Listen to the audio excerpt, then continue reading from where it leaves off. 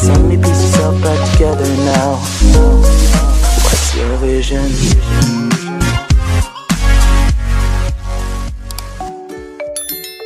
Assalamualaikum warahmatullahi wabarakatuh. Jumpa lagi dengan Pak Kobla Harumika di YouTube Kobla Harumika. Di video kali ini Pak Kobla akan menjelaskan tentang puisi rakyat.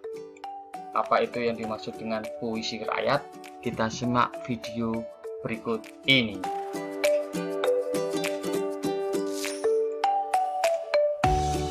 Puisi rakyat, ya, apa itu yang dimaksud dengan puisi rakyat? Kita akan membahasnya pada kesempatan setelah ini.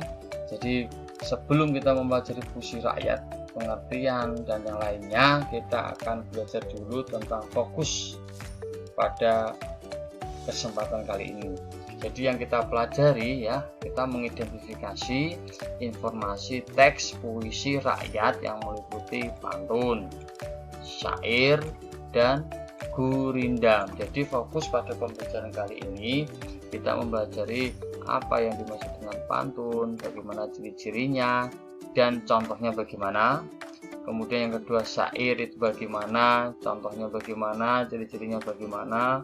Kemudian yang ketiga tentang gurindam, apa itu gurindam, bagaimana ciri-cirinya dan bagaimana contohnya. Jadi kita fokus hanya tiga, yaitu pantun, syair, dan gurindam. Karena puisi rakyat atau dikatakan juga puisi lama ini jenisnya tidak hanya tiga ini, tapi kita hanya fokus tiga ini. Paham ya? Baik, kita lanjut. Tentang pengertian puisi, ya. Puisi itu apa? Puisi adalah karya sastra. Nah, karya sastra ya otomatis dalam bentuk tulisan, ya, dengan bahasa yang dipadatkan, dipersingkat, dan diberi irama dengan bunyi padu dan pemilihan kata kias. Kata kias itu apa? Makna yang tidak sebenarnya. Salah satu jenis puisi yang banyak beredar di masyarakat Indonesia adalah puisi rakyat. Ya, di Indonesia ini puisi rakyat. Jadi tentang puisi ini yang dipadatkan. Jadi maknanya dipadatkan. Jadi tidak dalam bentuk paragraf yang begitu banyak, tidak. Dipersingkat, ya. Jadi kata-katanya dipersingkat sehingga mempunyai makna. Maknanya makna kias, bukan makna denotasi, tapi makna konotasi. Makna ada kata itu mempunyai makna lain. Dan diberi irama ini bagaimana, Pak? Diberi irama ada sajaknya. Iramanya nanti apa? Nanti kita bahas setelah ini. Baik, kita lanjut. Nah, puisi rakyat ini merupakan kesusastraan rakyat warisan nenek moyang dari Indonesia yang memiliki nilai-nilai dan berkembang dalam kehidupan masyarakat. Jadi yang dibahas adalah warisan nenek moyang bangsa kita, yaitu bangsa Indonesia asli, ya. Kita lanjut. Nah, puisi ini merupakan jenis puisi lama. Tadi sudah saya sampaikan kalau puisi rakyat ini puisi lama, sehingga terikat dengan struktur, ya, dan ciri baik dalam hal panjang dan pendek, suku kata, ya, lemah tekanan suara maupun rima serta isi. Jadi puisi lama ini atau puisi rakyat ini itu terikat pada aturan, tidak bebas. Ingat, puisi lama ini terikat pada aturan. Kita lanjut berikutnya. Ciri dari puisi rakyat, nah ini, ya. Dalam puisi rakyat ini ada beberapa ciri khusus yang membedakan dengan puisi lainnya pada umumnya, ya. Tadi kan jelas terikat pada aturan. Yang pertama, ya, merupakan puisi rakyat yang tak dikenal nama pengarangnya, atau istilahnya itu apa? Yang tidak ada pengarangnya, anonim. Anonim, ya. Anonim itu arti lainnya adalah tidak ada nama pengarang. Karena ini puisi lama. Baik. Yang kedua, penyampaiannya lewat mulut ke mulut. Jadi merupakan sastra lisan. Nah, meskipun ini ditulis dalam bentuk tulisan, tetapi sebetulnya penyampaiannya lewat mulut ke mulut. Yang ketiga, dan ya sangat terikat oleh aturan-aturan seperti jumlah baris tiap bait, jumlah suku kata maupun rima atau sajak. Sajakmu mungkin AB, AA, ABC, dan seterusnya. Jadi ini ya, ini syarat mutlaknya ini tidak ada anonim. Yang kedua apa tadi, berkembang dari mulut ke mulut. Dan yang ketiga terikat pada aturan jumlah baris, tiap bait, jumlah suku kata maupun rima. Baik, kita lanjut.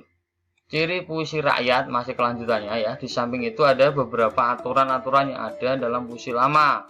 Antara lain jumlah kata dalam satu baris, jumlah baris dalam satu bait, persajakan rima tadi sudah saya sampaikan, dan banyak suku kata tiap baris dan iramanya.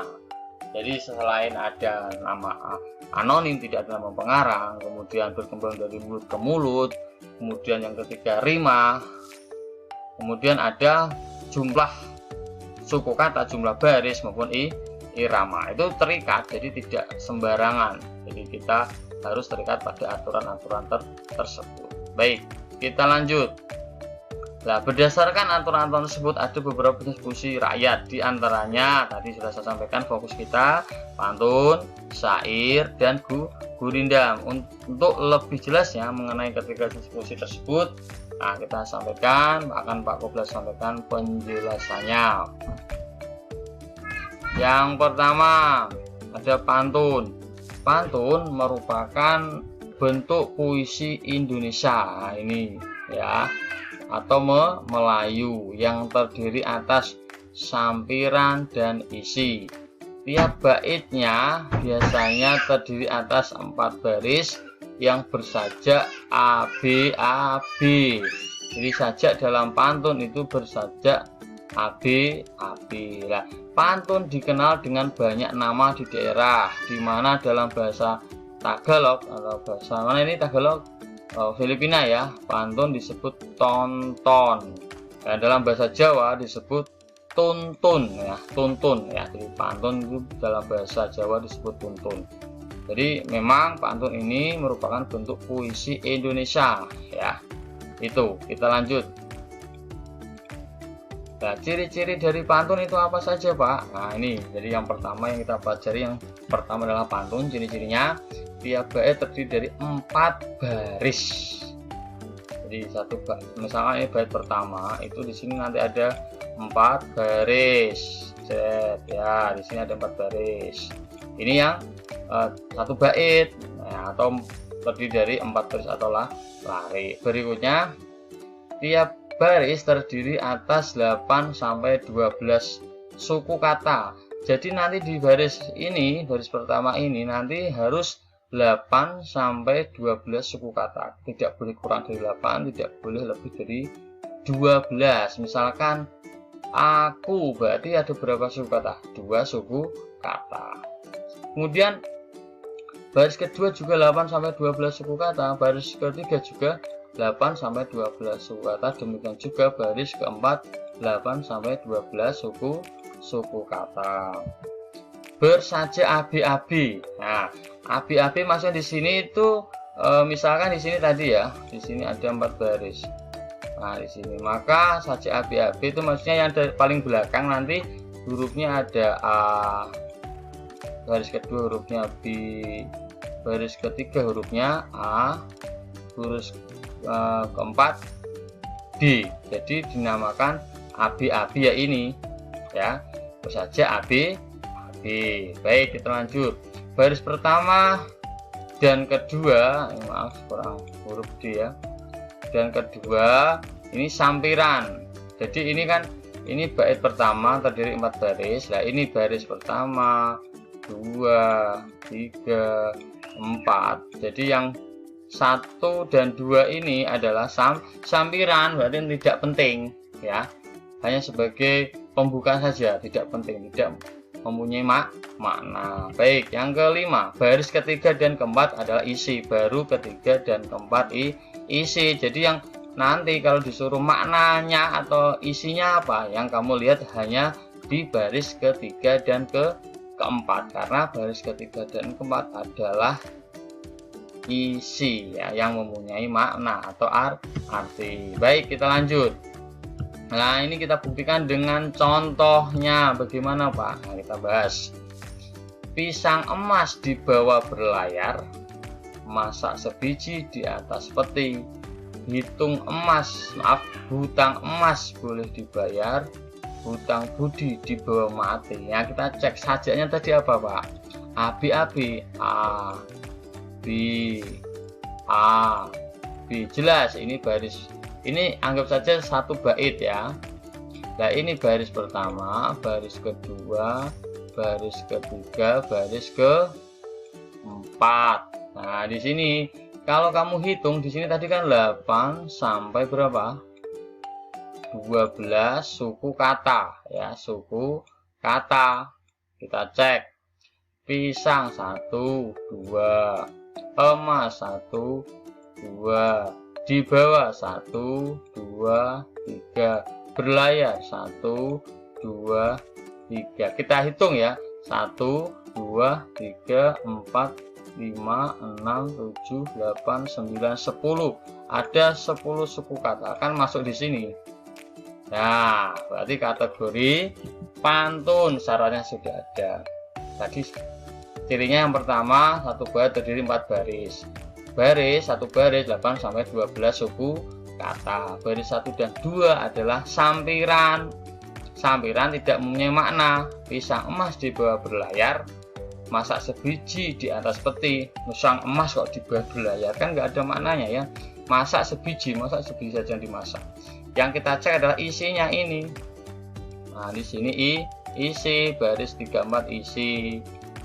Hutang emas boleh dibayar, hutang budi dibawa mati. Intinya apa? Nah, intinya di baris ketiga dan 4. Berarti kalau hutang emas boleh dibayar, hutang budi dibawa mati. Intinya di sini. Jadi kalau punya hutang dibayar ya, tapi kalau budi itu teringat sampai mati. Jadi ini contoh dari pantun dan syaratnya sudah tercakup atau sesuai yang sudah Pak Goblar jelaskan.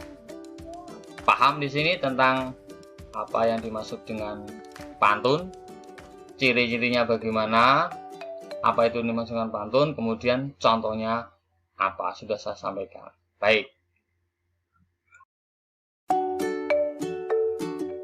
Baik, kita lanjutkan tentang pembahasan kita yang kedua, puisi rakyat atau puisi lama. Yang kedua adalah syair. Apa yang dimaksud dengan syair? Kata syair berasal dari bahasa Arab, syu'ur ya. Jadi syair berasal dari bahasa Arab yang berarti perasaan. Syair umumnya ditulis untuk menceritakan sesuatu sehingga syair memiliki bait yang sangat banyak. Adapun jenis syair yaitu syair agama, ada syair kiasan, dan ada syair romantik, dan juga ada syair sejarah. Jadi syair ini beda dengan pantun. Kalau pantun asli dari Indonesia, tetapi kalau syair ini berasal dari bahasa Arab. Baik, kita lanjut. Untuk ciri-ciri syair bagaimana, Pak? Ya, yang pertama ya, setiap bait terdiri dari 4 baris. Sama dengan pantun juga terdiri dari 4 baris.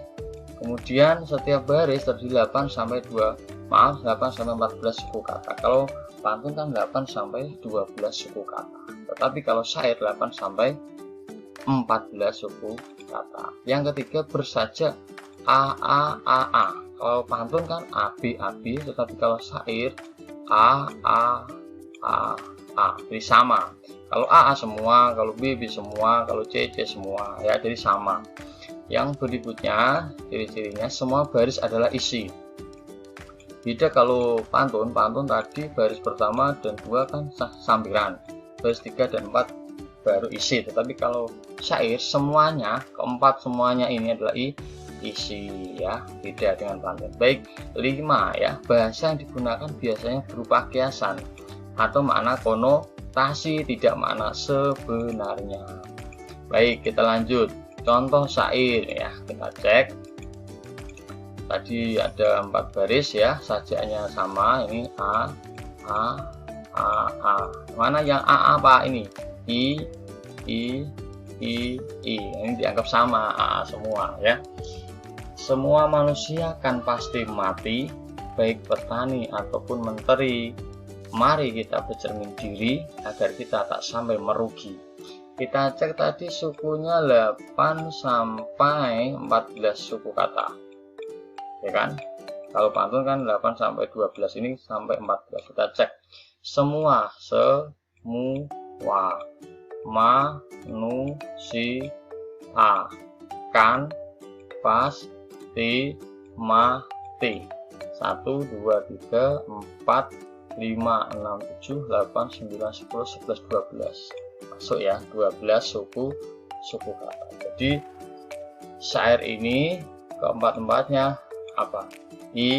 Isi. Beda kalau pantun isinya di garis 3 dan 4, tetapi kalau syair isi semua. Kita lanjut. Sekarang materi yang akan kita bahas tentang puisi lama yang ketiga adalah gurindam. Baik ya. Gurindam itu apa ya? Gurindam adalah salah satu bentuk puisi ya, puisi lama atau puisi rakyat yang memiliki pengaruh sastra Hindu. Gurindam terdiri atas 2 bait dan tiap baitnya terdiri atas 2 baris yang memiliki rima AA. Ingat, 2 baris, tidak 4 baris. Itu namanya gurindam. Kita lanjut. Nah, gurindam itu beda dengan karmina. Karmina itu pantun kilat. Jadi kalau di sini misalkan ini gurindam, ini karmina, ini gurindam ya, G satu simbol G, ini karmina, sama-sama 2 baris.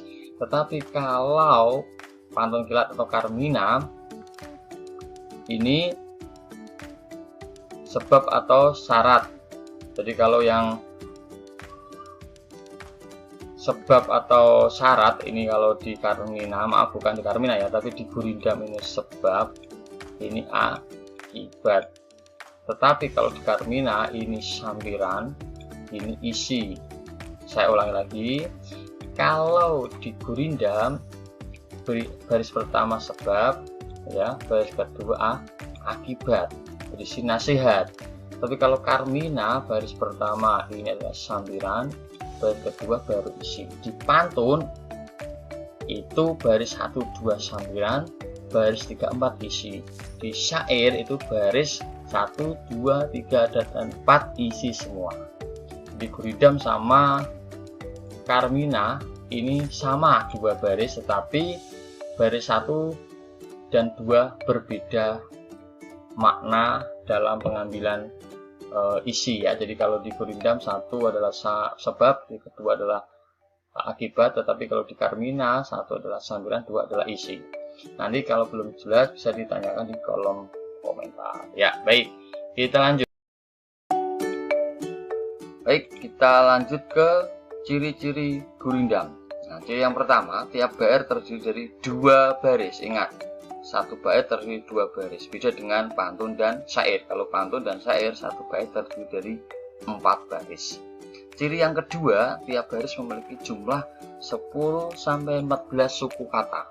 Maksimalnya 15, minimalnya 10. Kemudian tiap baris memiliki rima yang sama atau bersaja AA ya, atau BB, CC, dan seterusnya. Kemudian ciri yang keempat, baris pertama berisi soal atau masalah. Ini saya jelaskan bahwa maksud dari saja AA, BB, dan CC dan seterusnya itu rima atau pengulangan huruf atau bunyi sama.